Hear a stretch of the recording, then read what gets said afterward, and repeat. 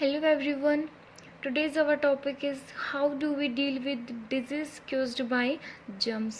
कि germs की वजह से जो disease होती है हम उनसे कैसे deal करते हैं. ओके तो germs की वजह से 2 टाइप की disease हो जाती हैं. First is called as non viral disease and second is called as a viral disease. Okay जो नॉन वायरल डिजीज होती हैं वो होती हैं किस किस की वजह से, लाइक बैक्टीरिया की वजह से, प्रोटोजोआ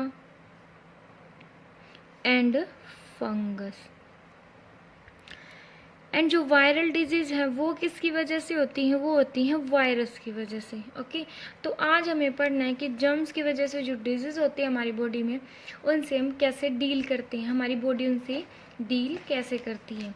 फॉर एग्जाम्पल ये कोई भी पर्सन है, ठीक है, ये बस समझाने के लिए आपको थोड़ी सी व्यू मिल जाएगा, ठीक है, आइडिया हो जाएगा.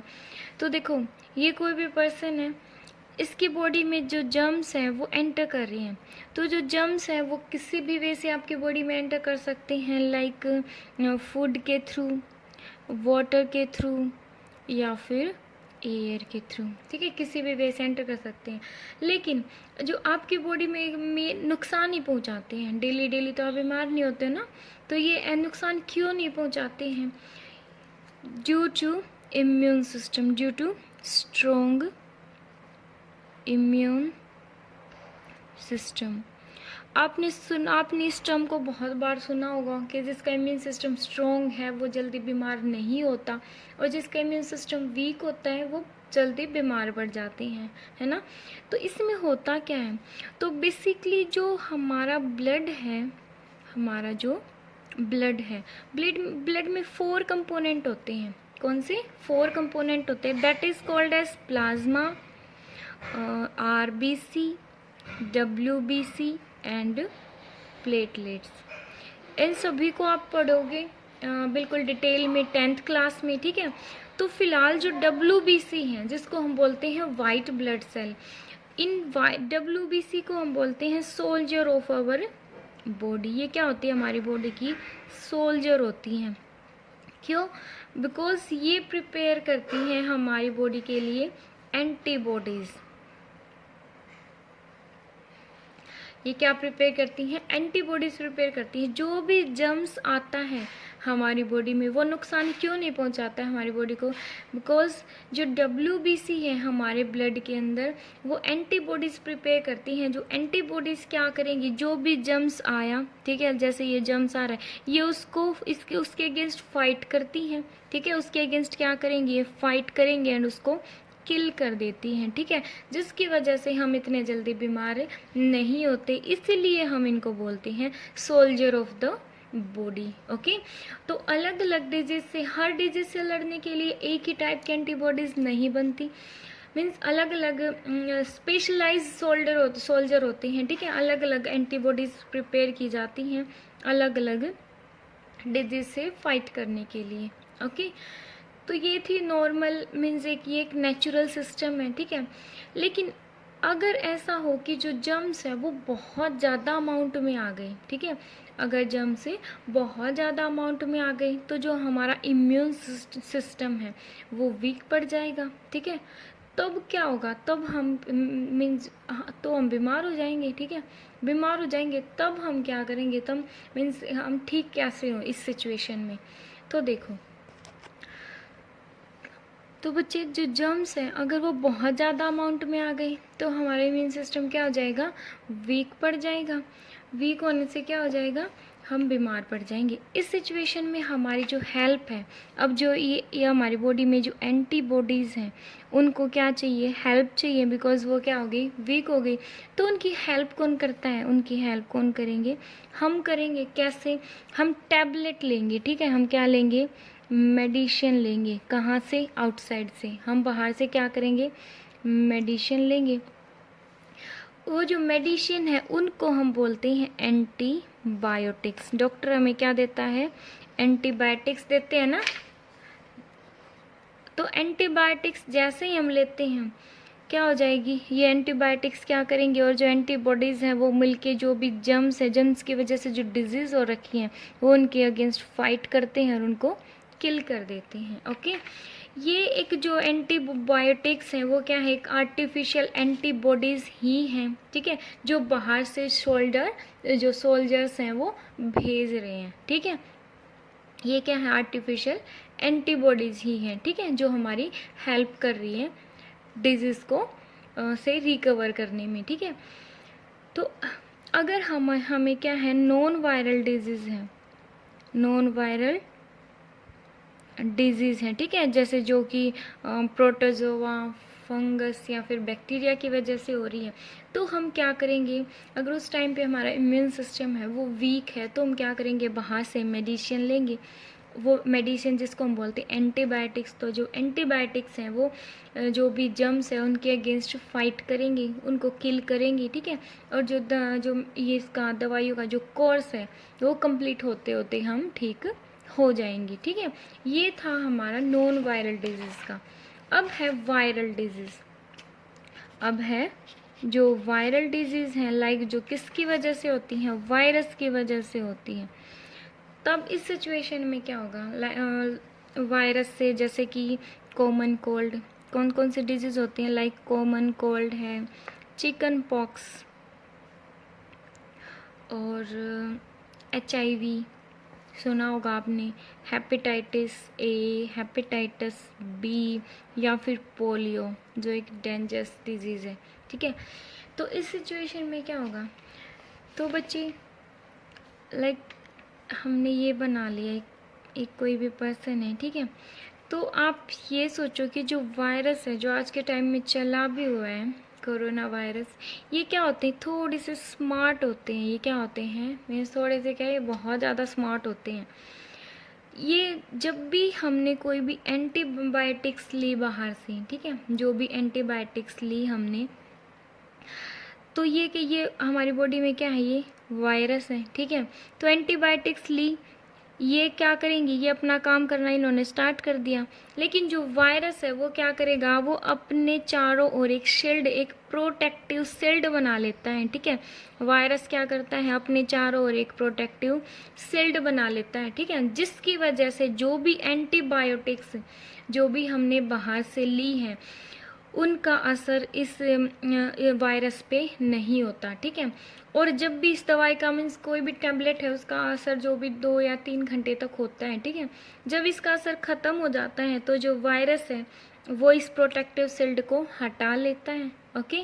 इसको हटाने के बाद फिर ये डिवाइड होना स्टार्ट कर देता है, ठीक है, मीन्स अपना जो भी फैमिली है उसको प्रोड्यूस बढ़ाना स्टार्ट कर देता है, ठीक है।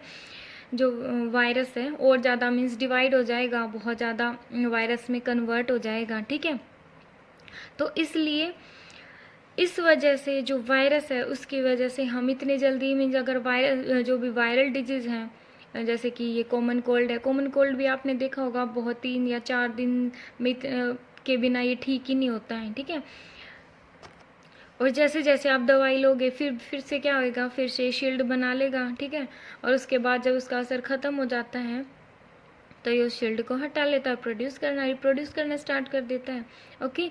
इस टाइप से क्या होगा कि जो इसके ऊपर जो अफेक्ट है जो भी टैबलेट्स का वो नहीं होता है, ठीक है। तो इसी वजह से एक जो नॉर्मल कोल्ड होगा, जैसे जो सर्दी हमें लग जाती है कभी कभी, ठीक है, वो नॉर्मल दवाइयों से ठीक नहीं होता। जितने दिन में ठीक होना होता है वो उतने ही दिन में ठीक होता है।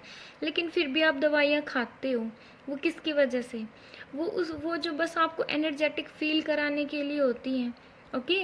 जैसे ये जो भी कॉमन कोल्ड में जो आप दवाइयाँ लेते हो, क्या उससे 10 मिनट में आप ठीक हो जाते हो, नहीं भाई, 3 to 4 डेज तो फिर भी लग जाते हैं, ओके। या फिर हाफ आवर में तो आप बिल्कुल भी ठीक नहीं होंगे, ठीक है। तो जो भी दवाई आप लोगे वो किस वजह से होती हैं, वो आपको एनर्जेटिक फील कराने के लिए होती हैं, ठीक है, ना कि वो बॉडी में जो वायरस है उसको किल करने के लिए होती हैं, ठीक है। तो इसलिए जो भी जैसे आपने सुना होगा जो वायरल फीवर हो जाता है, वायरल फीवर में भी पूरा कोर्स करना पड़ता है, वो भी हम 2-3 घंटे में। जैसे कि हेडेक वगैरह होती है, वो तो ये क्या जैसे आपने टैबलेट ली, विद इन हाफ आवर आप ठीक हो जाते हो। लेकिन जो भी वायरल फीवर है, जो कि वायरस की वजह से हो रखा है, तो उसमें भी आपको 4-5 दिन लग जाते हैं। उसके ड्यूरिंग आप टैबलेट लेते हो, ठीक है। टैबलेट जस्ट किसके लिए होती हैं? आपको एनर्जेटिक फील कराने के लिए होती हैं, ठीक है। फिर आप धीरे धीरे जब भी दवाइयों का जो कोर्स है वो कंप्लीट होता है, वैसे वैसे आप ठीक हो जाते हो, ठीक है। और अगर आपने बीच में छोड़ दिया जो कोर्स आप ले रहे हो, ठीक है, टैबलेट वगैरह ले रहे हो, अगर आपने छोड़ दिया तो आप फिर से बीमार पड़ जाते हो, ठीक है। अब next our topic is immunisation. Next is immunisation. क्या होता है? तो जो इम्यूनाइजेशन है वो क्या होता है? इसका मतलब होता है कि हमारा जो भी इम्यून सिस्टम है उसको बेवकूफ़ बना के, उसको फूल बना के, उसको स्ट्रॉन्ग करना, ठीक है। इट मीन्स मैंने ऐसा क्यों बोला कि हम इम्यून सिस्टम को बेवकूफ़ भी बना रहे हैं, उसको स्ट्रॉन्ग भी कर रहे हैं? ऐसा कैसे? ऐसा इसलिए कि जो भी, और एक और बात है कि जो पोलियो ड्रॉप है, मैं जब ये लास्ट में तक आपको समझाऊंगी ना, वो आपको इम्यूनाइजेशन अपने आप समझ आ जाएगा। तो जो पोलियो ड्रॉप है वो स्मॉल, बिल्कुल छोटे बच्चे को दिए जाते हैं, है ना। हम बड़े जो भी होते हैं, बड़ों को बिल्कुल वो जो पोलियो ड्रॉप्स है वो नहीं दिया जाता। ऐसा क्यों होता है? ठीक है। तो लाइक ये क्या है? बिल्कुल एक स्मॉल किड है, ठीक है, इसको पोलियो का ड्रॉप्स दिया जाता है। अब जो पोलियो ड्रॉप्स है उसमें क्या होता है? पोलियो ड्रॉप्स में होता है पोलियो वायरस, ठीक है। क्या होता है? पोलियो का वायरस होता है। बट ये